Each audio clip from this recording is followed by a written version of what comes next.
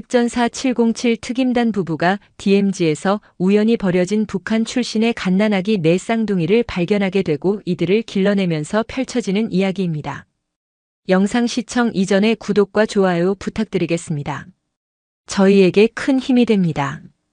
1999년 1월 북한 양강도 해산시 압록강의 살얼음 위로 한겨울의 칼바람이 고난의 행군으로 쓰러져간 영혼들을 위로하듯 울부짖고 있었다. 굶주림과 절망이 일상이 된 땅. 당의 세포비서였던 박무진과 그의 아내 한영실은 이 지옥에서 아이들을 살리기 위한 마지막 결심을 했다. 그들의 품에는 태어난 지 갓 한 달을 넘긴 4쌍둥이가 솜이 다 빠진 낡은 포대기에 쌓여 있었다. 굶주림에 지쳐 울음소리조차 내지 못하는 작은 생명들. 이 아이들에게 하얀 쌀밥 한번 먹여보는 것이 부부의 유일한 꿈이었다. 수개월에 걸친 처절한 탈북 준비 끝에 그들은 마침내 남과 북을 가르는 비무장지대 DMZ의 철책 앞에 섰다. 그들을 돕기로 한 브로커는 약속 장소에 나타나지 않았고 등 뒤에서는 군홧발 소리가 희미하게 들려오고 있었다. 함께 넘는 것은 불가능했다. 영실 동무 어서 결심해야 하오. 남편의 갈라진 목소리에 한영실은 아이들의 얼굴을 가슴에 파묻었다. 그녀는 품에서 방수천으로 수십 번 감싼 작은 나무 상자를 꺼냈다. 그 안에는 며칠간 아이들이 먹을 수 있는 가루 우유와 함께 달아빠진 연필심으로 눌러쓴 편지가 들어있었다. 이 땅에 이름 없는 인민, 박무진과 한영실의 아이들입니다. 세빛, 한결, 다솜, 마루. 저희는 여기서 죽더라도 이 아이들만은 굶주리지 않는 남쪽 땅에서 사람답게 살게 하고 싶습니다. 이 땅의 동포시여, 부디 저희 아이들의 손을 잡아주십시오. 통일이 되는 날 이 아이들이 저희의 무덤에 진달래꽃 한 송이 바칠 수 있도록. 아내와 남편은 내 아이의 이마에 차례로 마지막 입맞춤을 했다.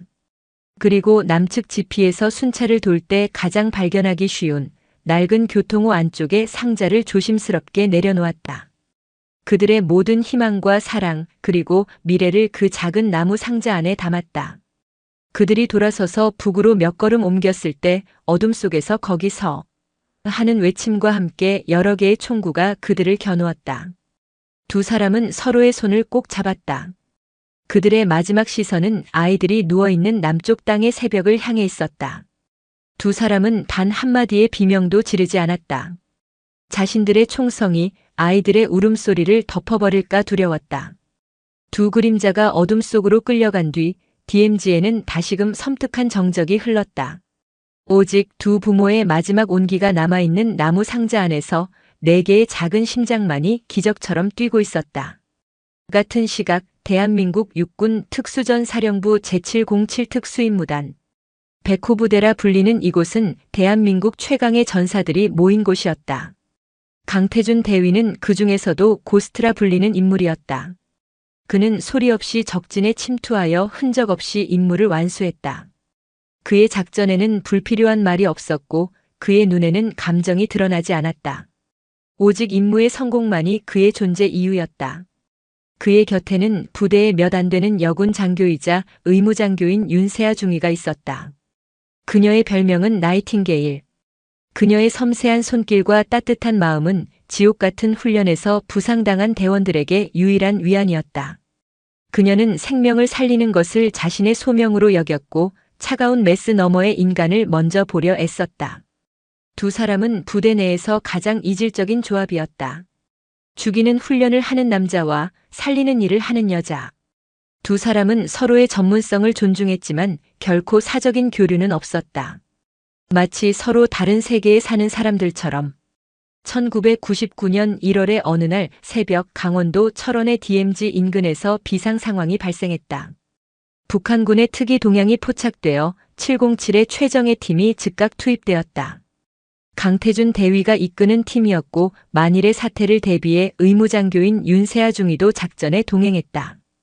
작전 지역 수색 중 강태준 대위의 예민한 감각에 무언가 걸렸다. 동물의 흔적이 아닌 인간의 흔적. 그는 팀원들을 경계시키고 흔적을 따라 낡은 교통으로 접근했다. 그리고 그 안에서 하얀 서리가 꽁꽁 얼어붙은 낡은 나무 상자를 발견했다. 폭발물일 수 있습니다. 제가 먼저 확인하겠습니다. 윤세아 중위가 그를 막아섰지만 강 대위는 그녀를 뒤로 물리고 직접 상자를 열었다. 그의 수많은 경험 속에도 이런 상황은 없었다. 상자 안에는 파랗게 질린 채 서로의 몸에 엉겨붙어 미동조차 없는 4명의 아기가 있었다. 세상에. 팀원들 사이에서 탄식이 터져나왔다. 강태준 대위는 그 자리에 얼어붙었다. 그의 고스트라는 별명은 어떤 상황에서도 감정을 지우고 임무에만 집중하라는 자기 자신과의 약속이었다. 하지만 눈앞의 작은 생명들 앞에서 그의 모든 통제력과 이성은 속절없이 무너져 내렸다. 그때 그의 셔츠 깃을 잡아끈 것은 윤세아 중이었다. 대위님, 정신 차리십시오. 지금 이러고 있을 시간이 없습니다. 그녀는 어느새 이성을 되찾고 의무장교의 본분으로 돌아와 있었다. 체온 저하가 심각합니다. 이대로 10분만 지나도 모두 사망할 수 있습니다. 당장 응급보온 조치가 필요합니다. 그녀의 다급한 외침에 강 대위는 비로소 움직였다. 그는 즉시 자신의 전투복 상의를 벗어 아이들을 감쌌다. 그리고 상자 안에서 아이들의 몸을 덮고 있던 낡은 편지를 발견했다. 이 땅의 동포시여, 부디 저희 아이들의 손을 잡아주십시오. 편지의 모든 내용은 그의 심장을 후벼 파는 비수와도 같았다. 그는 결심했다. 이것은 더 이상 군사작전이 아니었다. 이것은 이름 모를 북녘의 부모가 남쪽의 동포에게 보낸 목숨을 건 마지막 구조 요청이었다. 작전 변경한다. 지금부터 이 아이들의 생존이 최우선 목표다. 707 부대 역사상 가장 비밀스러운 작전, 촛불이 시작되었다. 작전 본부는 윤세아 중위가 관리하는 부대 의무실의 가장 구석진 창고. 그녀는 자신의 모든 것을 걸고 아이들을 위한 임시 인큐베이터를 만들었다. 1999년의 아날로그 시대. 인터넷으로 육아 정보를 검색할 수도 스마트폰으로 쉽게 물품을 주문할 수도 없었다. 두 사람은 오직 윤중이가 의대 시절 봤던 낡은 소학과 전공 서적 한 권에 의지해야 했다. 강태준 대위는 밤마다 부대를 몰래 빠져나가 24시간 영업하는 약국과 마트를 찾아 헤맸다. 분유와 젖병을 구하기 위해 낯선 도시에 고개를 숙여야 했다.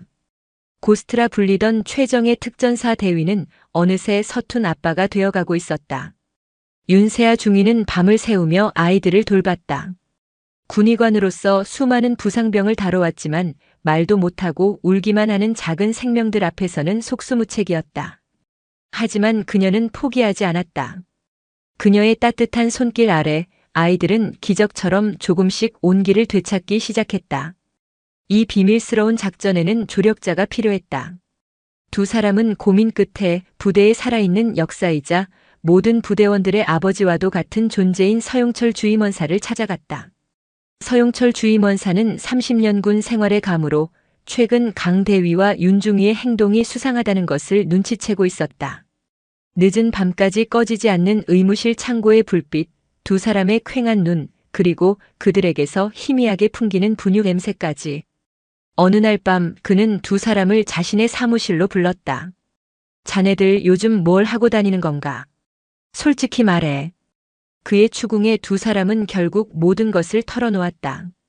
이야기를 다 들은 서원사는 한참 동안 말이 없었다. 그는 창밖의 어둠을 바라보며 깊은 한숨을 내쉬었다. 이놈들아, 자네들이 지금 무슨 짓을 했는지 알고나 있나? 이건 군법 위반을 넘어 국가보안법까지 거론될 수 있는 문제야. 그의 목소리는 엄했지만 눈빛은 흔들리고 있었다. 하지만 자네들이 구한 건 그냥 내 생명이 아니야.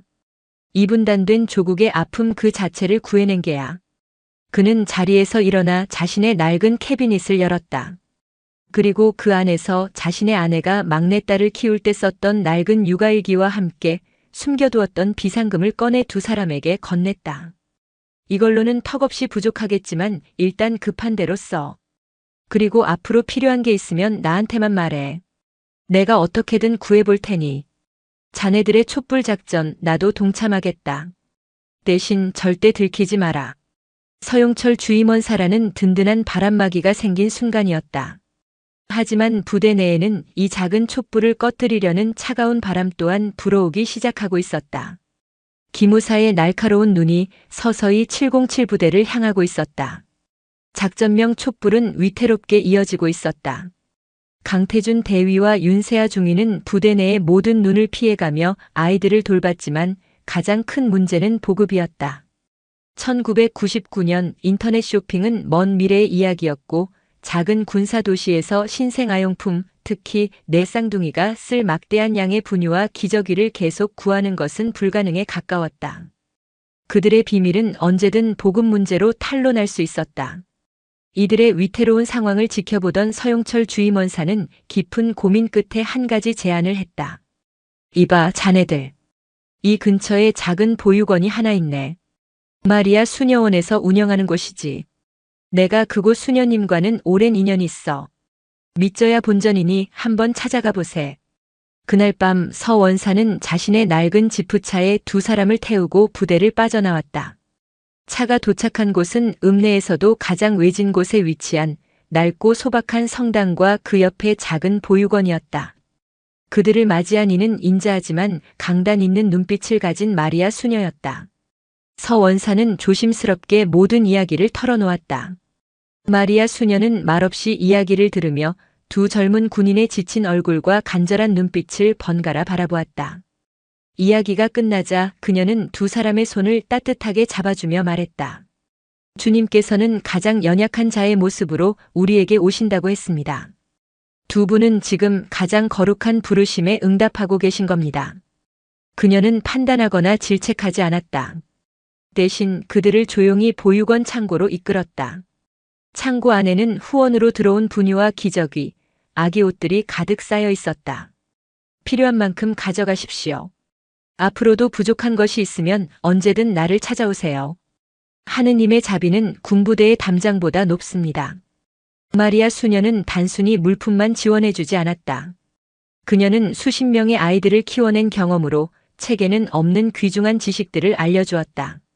아이를 안는 법, 등을 두드려 트림시키는 법, 울음소리만으로 아이의 상태를 파악하는 법까지. 그녀의 보육원은 작전 촛불의 가장 든든한 비공식 보급 기지이자 두 초보 부모의 유일한 육아 학교가 되어주었다. 하지만 그들의 작은 촛불 주위로 차갑고 거대한 그림자가 드리워지고 있었다. 국군 기무사령부 소속의 조광철 소령이 정기보안 감사를 명목으로 707 부대에 파견된 것이다. 조광철 소령. 그는 독사라는 별명으로 더 유명했다. 한번 물면 절대 놓지 않는 집요함, 그리고 모든 것을 국가 안보라는 렌즈로만 바라보는 냉혈함. 그는 1990년대 북한의 붕괴 가능성과 끊임없는 대남 도발 속에서 군 내부의 작은 기강 해이가 체제 전체를 무너뜨릴 수 있다고 믿는 확고한 신념의 소유자였다. 그의 눈에 얼마 전 상황 종료로 보고된 DMZ의 미상 흔적 사건은 어딘가 석연치 않았다. 보고서는 너무나 간결했고 최초 발견자인 강태준 대위의 후속 조치는 평소에 그답지 않게 미흡했다. 조 소령의 동물적인 직감이 이 사건 뒤에 무언가 숨겨진 진실이 있음을 경고하고 있었다. 그는 부대에 도착하자마자 자신의 사무실에 틀어박혀 지난 몇 달간의 모든 기록을 검토하기 시작했다. 그는 마치 퍼즐 조각을 맞추듯 연관 없어 보이는 사실들을 하나씩 연결해 나갔다. 조광철 소령의 수사는 조용하지만 집요했다. 그는 가장 먼저 강태준 대위의 팀원들을 개별적으로 호출하여 비공식적인 면담을 진행했다. 그는 작전 당일의 상황을 1분 단위로 캐물으며 그들의 대답에서 작은 모순이라도 찾아내려 애썼다. 팀원들은 모두 입을 모아 특이사항이 없었다고 증언했지만 조 소령은 그들의 미세한 눈빛 떨림까지 놓치지 않았다. 다음으로 그의 칼날은 윤세아 중위가 근무하는 의무실로 향했다. 그는 최근 몇 주간의 의약품 및 보급품 불출 기록을 요구했다. 그리고 그 기록 속에서 결정적인 이상점을 발견했다. 군부대에서는 거의 사용할 일이 없는 신생아용 해열제와 항생제, 그리고 대량의 포도당 수액이 소모된 기록. 윤중이. 최근 부대 내에 영유아 환자가 있었나? 조 소령의 날카로운 질문에 윤중이는 애써 태어난 척 답했다.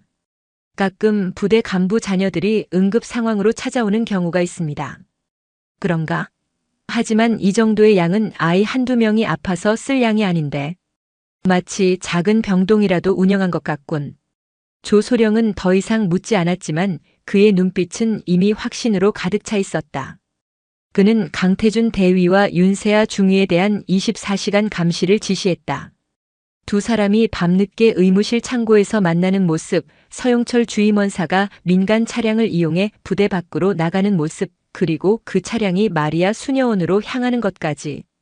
모든 조각들이 하나의 그림을 향해 맞춰지고 있었다. 강태준과 윤세아는 숨이 막혀오는 것을 느꼈다. 보이지 않는 거대한 그물이 자신들의 목을 향해 서서히 조여오고 있었다. 아이들의 작은 기침소리 하나에도 경기를 일으킬 만큼 두 사람의 신경은 날카롭게 곤두서 있었다. 극한의 공포와 불안은 역설적으로 두 사람의 마음을 그 어느 때보다 가깝게 만들었다. 그들에게 유일한 위안은 서로의 존재뿐이었다. 어느 날 밤 조소령의 감시를 피해 겨우 창고에서 만난 두 사람. 아이들은 곤히 잠들어 있었지만 두 사람은 뜬 눈으로 밤을 지새우고 있었다. 창밖으로 들리는 순찰차 소리 하나에도 심장이 철렁 내려앉았다. 먼저 침묵을 깬 것은 강태준이었다. 미안합니다, 윤중이. 나 때문에 당신까지 위험에 빠뜨렸습니다. 그의 목소리에는 깊은 자책감이 묻어 있었다. 늘 자신만만하던 고스트의 모습은 온데간데 없었다. 윤세아는 조용히 고개를 저었다. 아닙니다. 이것은 대위님 혼자의 결정이 아니었습니다. 저 또한 제 의지로 이 아이들 곁에 남았습니다. 의사로서 제 소명을 따른 것뿐입니다. 그녀는 잠든 아이 다솜이의 작은 손을 어루만지며 말했다. 저는 제가 살면서 누군가를 위해 이렇게까지 간절했던 적이 있었나 싶습니다. 이 아이들이 저를 더 좋은 사람으로 만들어주는 것 같습니다. 그녀의 고백에 강태준은 자신의 마음속 가장 깊은 곳에 있던 이야기를 꺼냈다. 그는 군인이 된 이유, 그리고 고스트가 될 수밖에 없었던 과거의 상처에 대해 처음으로 털어놓았다. 그의 고백을 듣는 동안 윤세아는 말없이 그의 손을 잡아주었다. 두 사람의 손이 맞닿은 순간 그들은 깨달았다. 이것은 단순한 동료애나 전우애가 아니었다. 서로의 가장 깊은 상처를 공유하고 가장 약한 모습을 보듬어주며 가장 어두운 순간에 서로의 유일한 촛불이 되어주는 것. 그것은 사랑이었다. 세아야. 강태준이 처음으로 그녀의 이름을 불렀다. 만약 이 모든 것이 끝나고 우리에게 내일이 주어진다면 그땐 내가 당신 곁에 서도 되겠나? 동료나 전우가 아니라 한 남자로서. 윤세아는 눈물을 글썽이며 고개를 끄덕였다. 대답 대신 그녀는 그의 어깨에 조용히 기댔다. 두려움 속에서 맺어진 두 사람의 조용한 언약은 다가올 거대한 폭풍우를 함께 헤쳐나갈 유일한 나침반이 되어주고 있었다. 하지만 그 나침반이 가리키는 방향은 희망일까 아니면 더 깊은 절망일까? 조광철 소령의 마지막 보고서가 국방부 특별감찰팀의 책상 위에 놓이고 있었다. 조광철 소령의 최종 보고서는 국방부의 심장부를 강타했다. 최정예 707부대 내 핵심 장교들의 중대한 군법 위반 및 국가보안법 위반 혐의. 보고서의 파장은 상상을 초월했다. 즉시 국방부 장관 직속의 특별합동조사단이 꾸려졌고 사건은 일개 부대의 차원을 넘어 군 전체의 명운을 건 문제로 비화했다. 강태준 대위와 윤세아 중위는 모든 직무에서 즉시 배제된 채 영창 내의 독방에 분리 수용되었다. 그들에게 내려진 공식적인 혐의는 충격적이었다. 첫째, 적전 상황에서의 보고 의무 불이행 및 지휘 체계 문란. 둘째, 군용 의약품 무단 반출 및 불법 의료 행위. 셋째, 신원 미상의 북한 출신 추정 인물에 대한 비호 및 은닉. 넷째, 장교 품위유지 의무 위반 및 부적절한 관계. 조사단은 두 사람을 단순한 군법 위반자가 아닌 북한의 기만 전술에 동조했거나 혹은 포섭되었을 가능성까지 염두에 두고 있었다. 1999년의 차가운 냉전적 사고는 두 사람의 인도주의적 행동을 안보 위협이라는 프레임 안에 가두어 버렸다. 가장 가슴 아픈 순간은 조사단이 의무실 창고를 덮쳤을 때였다. 군사 경찰들은 아이들을 증거물처럼 다루었다. 건강 상태 확인을 명목으로 아이들은 차가운 보온 상자에 담겨 국군 수도병원 내 격리병동으로 이송되었다. 태준과 세아는 창살 너머로 자신들의 유일한 희망이었던 작은 촛불들이 멀어져 가는 것을 무력하게 지켜봐야만 했다. 세상이 무너져 내리는 듯한 절망감 속에서 두 사람의 기나긴 싸움이 시작되었다. 두 사람이 가장 깊은 어둠 속에 갇혀 있을 때 그들을 지키기 위한 보이지 않는 방패들이 움직이기 시작했다. 가장 먼저 나선 것은 서용철 주임원사였다. 그는 징계위원회의 참고인으로 소환되었다. 조사관들은 30년 베테랑 부사관이 자신의 안위를 위해 젊은 장교들에게 등을 돌릴 것이라 예상했다. 하지만 서원사는 조사관들의 책상을 내리치며 포효했다. 두 사람이 죄인이라면 전장에서 부상당한 전우를 구하기 위해 돌진했던 이 부대의 모든 대원들 역시 죄인입니다. 저는 군 생활 30년 동안 저렇게까지 처절하게 생명을 구하려는 군인을 본 적이 없습니다. 저는 제 명예를 걸고 두 장교의 신념을 보증합니다. 그의 외침은 군 내부의 여론을 조금씩 움직이기 시작했다. 특히 수많은 작전을 함께했던 부사관들이 암암리에 두 사람을 지지하는 목소리를 내기 시작했다. 또 다른 방패는 마리아 수녀에게서 날아왔다. 그녀는 사건의 전말을 전해 듣고 밤을 새워 한 통의 편지를 썼다. 수신인은 국방부 장관이었다. 그녀는 편지에서 아이들이 처음 발견되었을 때의 참혹한 상태와 두 장교가 아이들을 살리기 위해 벌였던 헌신적인 노력을 상세히 기록했다. 장관님, 저는 군법도 이념도 잘 알지 못하는 늙은 수녀일 뿐입니다. 하지만 저는 압니다. 꽁꽁 얼어붙은 아기의 손을 자신의 입김으로 녹이던 그 청년의 눈빛과 밤을 새워 아기에게 젖을 물리던 그 아가씨의 눈물은 결코 거짓이 아니었습니다. 부디 법의 이름으로 생명을 외면하는 과오를 범하지 말아 주십시오. 한 명의 늙은 수녀가 보낸 이 편지는 차가운 보고서 더미 속에서 유일하게 인간의 온기를 담은 증거가 되어 국방부 최고위층의 마음을 흔들었다. 마침내 강태준 대위와 윤세아 중위에 대한 징계위원회가 열렸다. 두 사람은 각자 다른 시간에 신문을 받았다. 먼저 신문대에 선 것은 윤세아 중위였다. 조사관은 군용의약품 무단 사용 혐의를 집중적으로 추궁했다. 윤중위, 당신은 군의관으로서 군의 재산을 보호할 의무가 있다. 그런데 사적인 감정으로 군용의약품을 무단 유용한 것을 인정하는가? 윤세아는 조금도 위축되지 않고 위원들을 똑바로 바라보며 말했다. 인정하지 않습니다. 저는 의사로서 그리고 군의관으로서 제 선서에 따랐을 뿐입니다. 제 첫 번째 선서는 환자의 건강과 생명을 첫째로 생각하겠노라는 히포크라테스 선서입니다. 제 두 번째 선서는 국민의 군대로서 국민의 생명과 재산을 보호하겠다는 임관 선서입니다. 그날 제 앞에는 죽어가는 4명의 가장 연약한 대한민국 국민이 있었습니다. 저는 제게 주어진 2개의 선서를 모두 지켰을 뿐 그 어떤 것도 어기지 않았습니다. 그녀의 논리 정연하고 당당한 항변에 위원들 사이에서 작은 술렁임이 일었다. 다음으로 강태준 대위가 신문대에 섰다. 그는 모든 질문에 대해 단 한 가지 대답만을 반복했다. 모든 것은 현장 지휘관이었던 저의 단독 결정이었습니다. 윤세아 중위는 지휘관의 명령에 따랐을 뿐입니다. 보고 지연, 물품 확보, 아이들 은리까지 모든 작전은 제가 계획하고 제가 지시했습니다. 만약 이것이 죄가 된다면 그 모든 책임은 저 혼자 지겠습니다. 부디 제 부하에게는 관용을 베풀어 주십시오. 그는 고스트라는 별명답게 모든 책임을 자신의 그림자 안으로 끌어안으려 했다. 그것은 부하를 지키기 위한 지휘관의 마지막 책무이자 한 여자를 지키기 위한 한 남자의 처절한 사랑의 방식이었다. 징계위원회가 뚜렷한 결론을 내리지 못하고 공전하던 어느 날 사건의 판도를 완전히 뒤바꿀 결정적인 정보가 입수되었다. 국정원은 그동안 DMZ에서 발견된 편지의 필체와 내용을 분석하여 북한의 특정 인물들을 용의선상에 올려놓고 있었다. 그러던 중 최근 귀순한 북한 고위급 관료의 망명 수기에서 결정적인 단서를 찾아냈다. 그 수기에는 몇 달 전 반역죄로 공개 처형된 비운의 과학자 박무진과 그의 아내 한영실에 대한 기록이 있었다. 박무진 동지는 당의 명령을 거부하고 자신의 연구 자료와 갓 태어난 4명의 자식들을 데리고 남으로 도주하려다 체포되었다. 그는 모진 고문 속에서도 끝까지 전향을 거부했으며 처형 직전 남쪽 하늘을 향해 이렇게 외쳤다고 한다. 나와 내 아내는 여기서 죽지만 우리의 아이들은 약속의 땅에서 우리를 대신해 살아갈 것이다. 그의 아내 역시 마지막 순간까지 아이들의 이름을 부르며 눈을 감았다고 전해진다. 이 정보는 아이들의 신원과 부모의 비극적인 사연을 완벽하게 증명하는 마지막 퍼즐 조각이었다. 아이들은 간첩의 자식도 기만 전술의 미끼도 아니었다.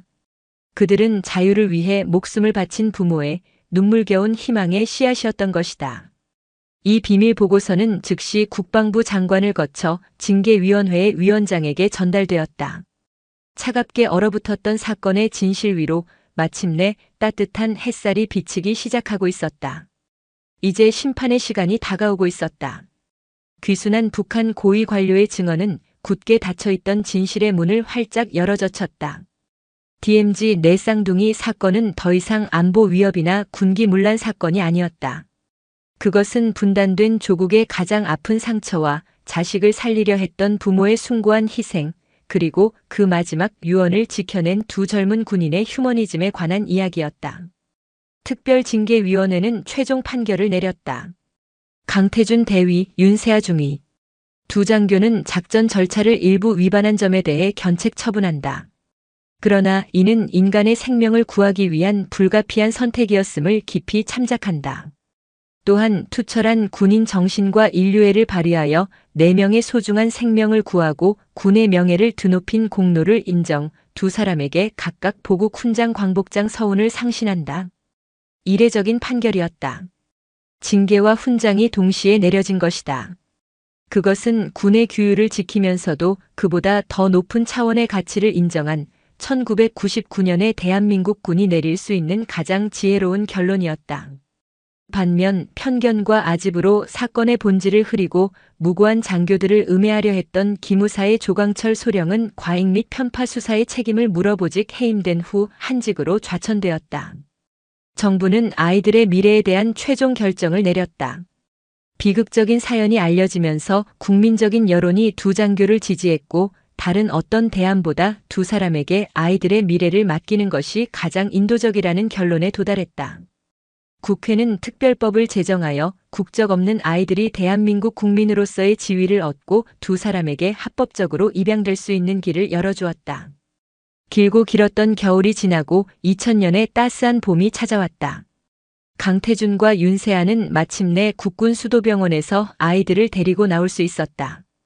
두 사람은 아이들을 위한 작은 보금자리를 마련했고 그곳에서 진짜 가족으로서의 첫날을 맞이했다.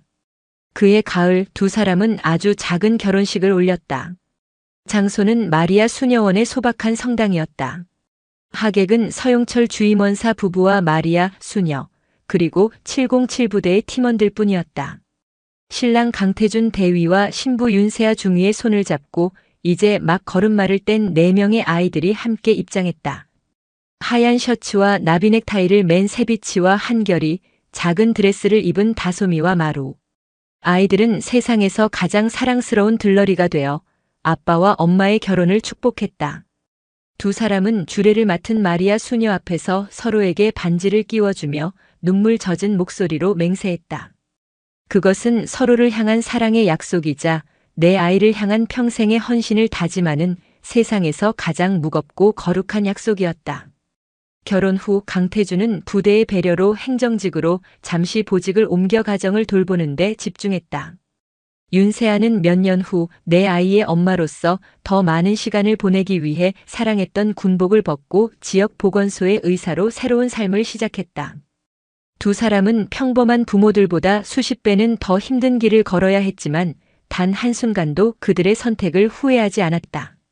내 아이의 웃음소리는 그 어떤 훈장보다 더 큰 영광이었기 때문이다. 세월이 흘러 2025년 대한민국. 1999년 겨울 철책 너머에서 발견되었던 4개의 작은 촛불은 이제 세상을 밝히는 4개의 눈부신 횃불이 되어 있었다. 은퇴한 강태준과 윤세아 부부는 파주의 한적한 전원주택에서 노후를 보내고 있었다. 집안의 벽 한쪽은 자랑스러운 4자녀의 사진으로 가득 채워져 있었다. 첫째, 강세빛. 그는 아버지의 뒤를 이어 군인이 아닌 외교관의 길을 걸었다.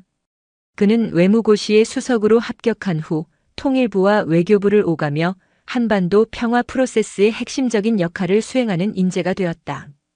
그는 남과 북의 얼어붙은 관계를 녹이는 새로운 빛이 되겠다는 신념으로 오늘도 판문점과 워싱턴을 오가며 협상의 최전선에 서 있었다.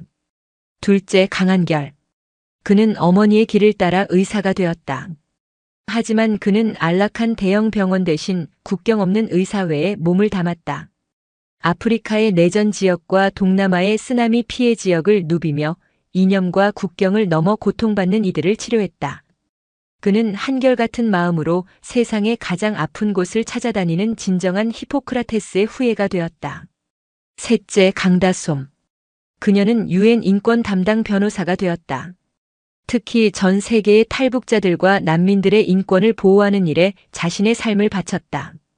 그녀는 국제형사재판소에 서서 전쟁 범죄자들의 죄를 묻고 난민 수용소에서는 아이들을 따뜻하게 안아주었다. 그녀는 부모님이 자신에게 베풀어 주었던 따뜻한 사랑, 그 다솜을 온 세상에 나누어 주고 있었다. 넷째, 강마루. 그는 세계적인 명성을 얻은 건축가가 되었다.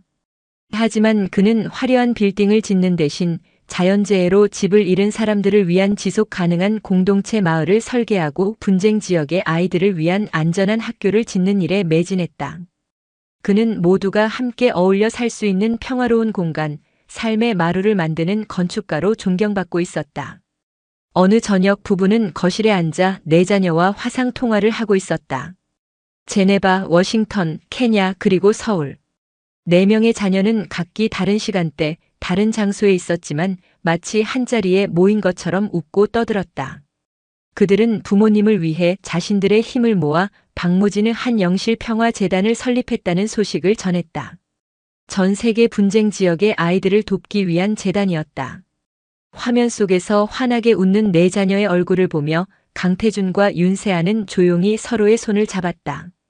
1999년 그 추운 겨울밤 그들이 구한 것은 단순히 4명의 아기가 아니었다. 그것은 외교관이 되고 의사가 되고 변호사가 되고 건축가가 되어 세상을 더 나은 곳으로 만들 4개의 위대한 가능성이었다. 철책 너머에서 시작된 비극적인 약속은 수십 년의 세월을 거쳐 마침내 평화라는 이름의 찬란한 유산으로 완성되었다. 두 사람의 삶 자체가 이분단된 조국에 던지는 가장 위대한 희망의 메시지였다. 시간이 흘러 추석을 앞둔 주말. 경기도 파주시 민간인 통제선과 멀지 않은 곳에 위치한 강태준과 윤세아의 전원주택은 오랜만에 활기로 가득 찼다. 한참 전 차가운 철책 너머에서 시작된 기적이 이제는 세상에서 가장 따뜻한 풍경이 되어 이 집의 거실에 펼쳐지고 있었다. 가장 먼저 도착한 것은 둘째 한결이었다. 아프리카 분쟁 지역에서의 의료봉사를 막 마치고 돌아온 그의 얼굴은 햇볕에 검게 그을려 있었지만 어머니를 닮은 선한 눈매는 여전했다. 그는 현관문을 열고 들어서는 어머니 윤세아를 보자마자 더플백을 내려놓고 그녀를 와락 끌어안았다. 어머니, 다녀왔습니다. 내 아들 고생 많았다. 이번엔 또 얼마나 험한 곳에서 구르다 온 거야. 꼴이 이게 뭐니? 세아는 아들의 뺨을 어루만지며 잔소리를 했지만 그녀의 눈가에는 자랑스러움과 안쓰러움이 이슬처럼 맺혀 있었다. 의사 가운을 벗은 지 오래였지만 그녀는 여전히 아들의 가장 훌륭한 의학 멘토이자 지친 영혼을 치료해주는 유일한 의사였다. 아버지께서는요? 내 아버지 아침부터 정원에 나가서 내가 좋아하는 대하 굽는다고 난리시다. 저녁에 새우 냄새 좀 실컷 맡을 준비해라. 두 사람이 마주보며 웃는 사이 두 번째로 도착한 것은 셋째 다솜이었다. 제네바의 유엔 본부에서 막 돌아온 그녀는 아버지를 쏙 빼닮은 강단 있는 눈빛과 지적인 분위기를 풍겼다. 그녀의 손에는 작고 낡은 천으로 만든 인형이 들려 있었다. 다녀왔습니다. 아버지, 정원에서 뭐 하세요? 오, 우리 딸. 어서 와라. 정원에서 연기를 피우며 새우를 굽던 강태준은 딸을 보자마자 한박웃음을 지으며 달려왔다. 특전사 고스트라 불리던 그의 날카로움은 세월 속에 녹아내려 이제는 인자한 아버지의 주름으로만 남아있었다. 이건 뭐냐? 시리아 난민 캠프에서 만난 아이가 져주겠다고 직접 만들어준 인형이에요. 아버지가 제게 용기를 주셨던 것처럼 저도 그 아이에게 작은 용기가 되어주고 싶었어요. 태주는 딸의 머리를 쓰다듬으며 말했다. 내가 아버지보다 100배는 더 훌륭한 군인이다, 딸아. 두 사람은 말없이 서로를 보며 정의와 신념이라는 보이지 않는 끈으로 연결되어 있음을 느꼈다. 곧이어 집안을 설계한 장본인이자 넷째인 마루가 도착했다. 그는 최근 방글라데시의 기후변화 난민들을 위한 공동체 마을을 완공하고 돌아오는 길이었다. 그는 집 안으로 들어서자마자 여기저기를 꼼꼼히 살피며 말했다. 어머니, 서재 쪽 창틀의 방풍 처리를 다시 해야겠습니다. 겨울에 외풍이 들겠어요. 그리고 아버지, 데크의 오일 스테인 다시 칠할 때가 되었습니다. 아이고, 이놈의 직업병. 집에 오자마자 잔소리부터 늘어놓는구나. 새아의 핀잔에도 마루의 얼굴에는 웃음이 가득했다. 그에게 이 집은 단순한 건물이 아니었다. 세상의 모든 풍파를 막아주는 가장 안전한 구조물이자 그의 건축 철학의 시작점이었다. 마지막으로 외교부의 긴급 회의를 마치고 헐레벌떡 달려온 첫째, 세빛이 도착했다. 그는 남북 고위급 회담을 막 끝내고 오는 길이었다. 그는 현관문을 열며 외쳤다. 제가 너무 늦었죠? 죄송합니다. 이야, 온 가족이 다 모였네. 세빛의 등장을 끝으로 1999년 겨울 DMZ의 작은 교통호 안에서 서로의 체온에 의지하던 4개의 작은 생명은 36년 만에 다시 가족이라는 이름의 가장 안전한 요새 안에서 비로소 완전체가 되었다. 그리고 그들을 바라보는 아버지와 어머니의 눈에는 세상의 그 어떤 보석보다 찬란한 빛이 가득했다. 넓은 원목 식탁 위로 윤세아가 며칠 동안 정성껏 준비한 명절 음식들이 가득 차려졌다. 갈비찜, 잡채, 각종 나물과 전. 그리고 마당에서 강태준이 직접 구운 대하구이까지. 음식들의 고소한 냄새와 함께 가족들의 이야기꽃이 피어났다.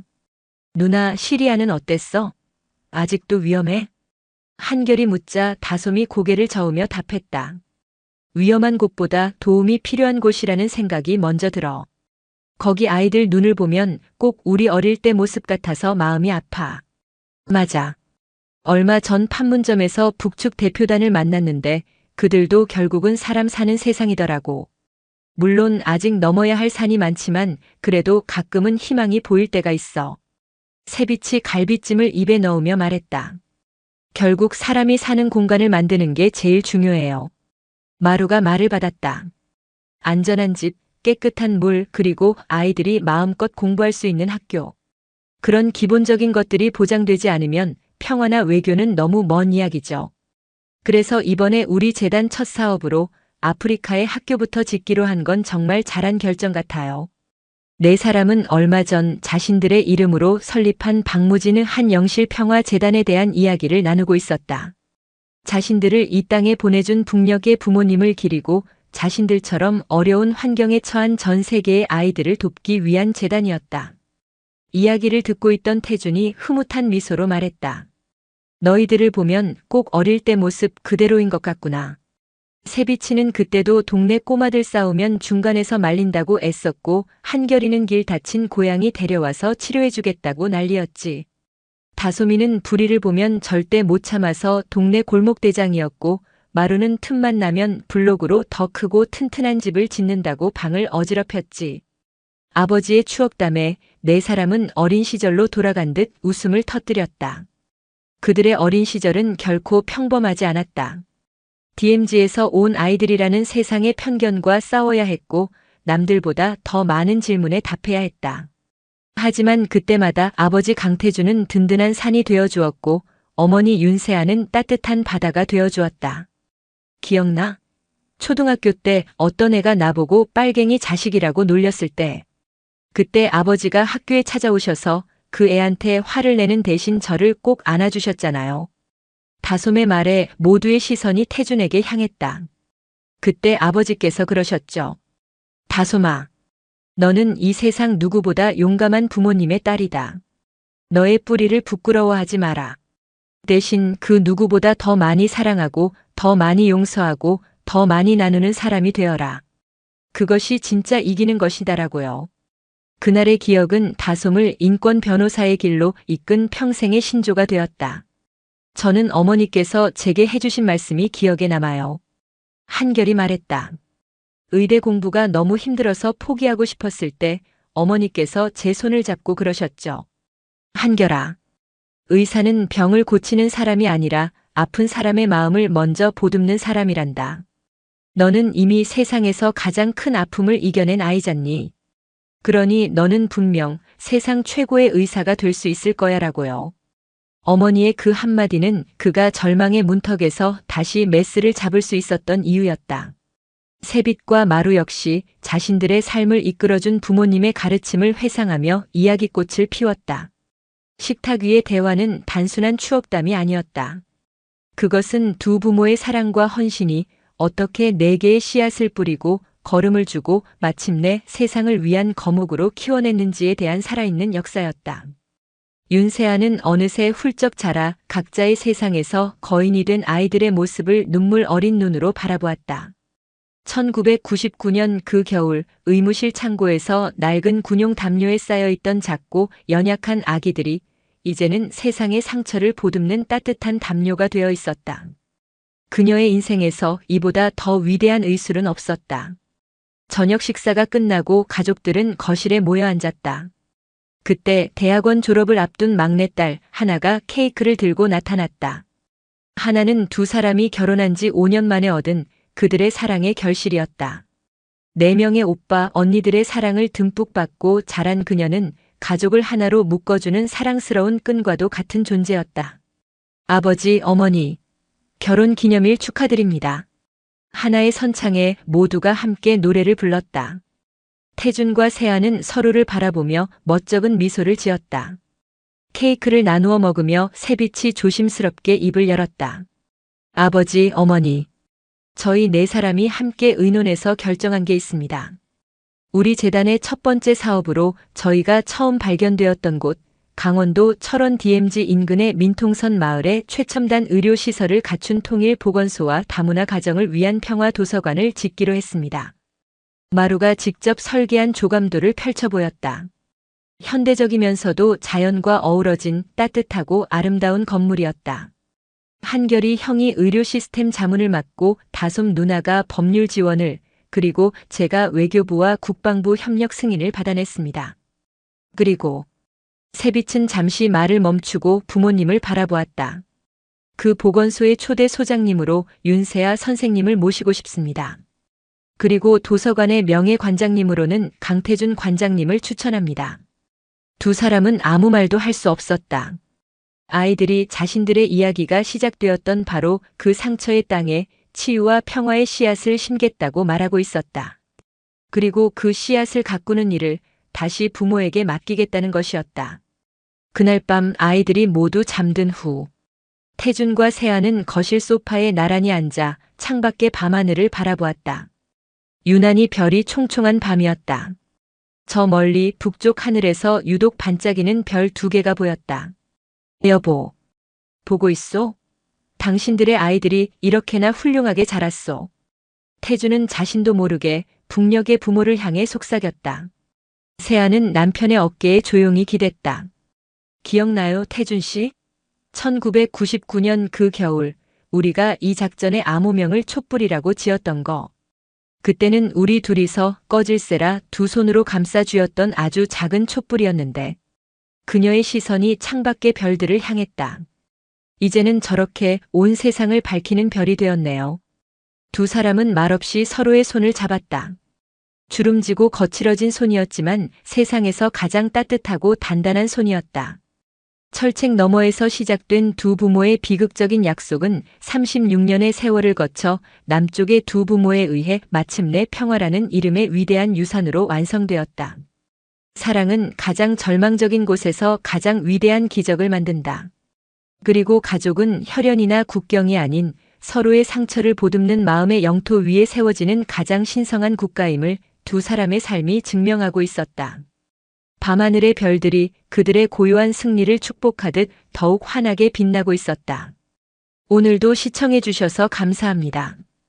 영상이 즐거우셨다면 구독과 좋아요 부탁드리겠습니다.